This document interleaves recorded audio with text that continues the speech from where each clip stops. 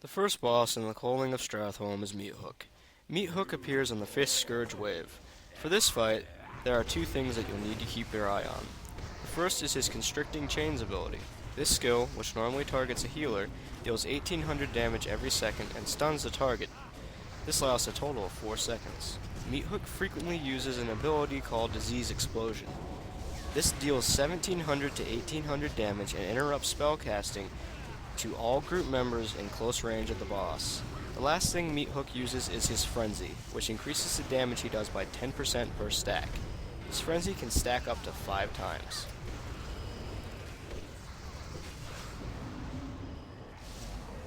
The second boss encounter is Salramm. This boss appears on the 10th and final Scourge wave in the beginning part of the instance.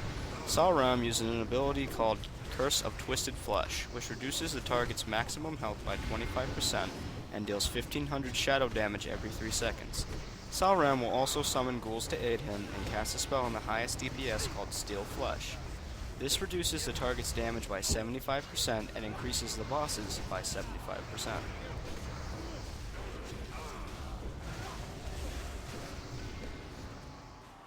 The third boss encounter is Chrono-lord Epoch. Epoch has 4 main abilities on heroic mode. The first is Curse of Exertion, which increases the cost of your spells and abilities by 100%. The second is Wounding Strike, which reduces healing effects on the tank by 25% and deals physical damage every second. His third and most annoying ability is Time Warp, which slows down attack, casting, and movement speeds by 70%. His final ability is Time Stop, which stuns the entire party for 3 seconds.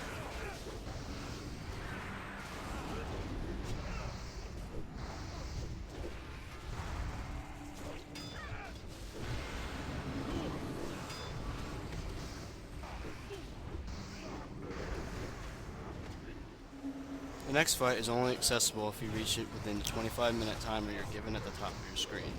This boss is the Infinite Corruptor. This is a simple tank and spank fight, but he must be killed before the timer runs out. If the timer does run out, he will begin to run away and eventually teleport out. Killing this boss uses 2 very popular things. The first is an achievement called the Culling of Time. The second is the Bronze Drake, which is an epic flyer.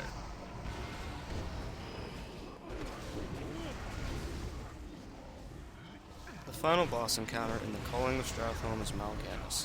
Mal'Ganis uses an ability called Carrion Swarm, which deals around 6,000 damage initially and 400 damage a second every 3 seconds for 21 seconds after that.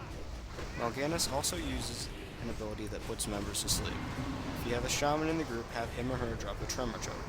The last significant ability Mal'Ganis uses is Mind Blast, which does 8.5 to 9.5k shadow damage.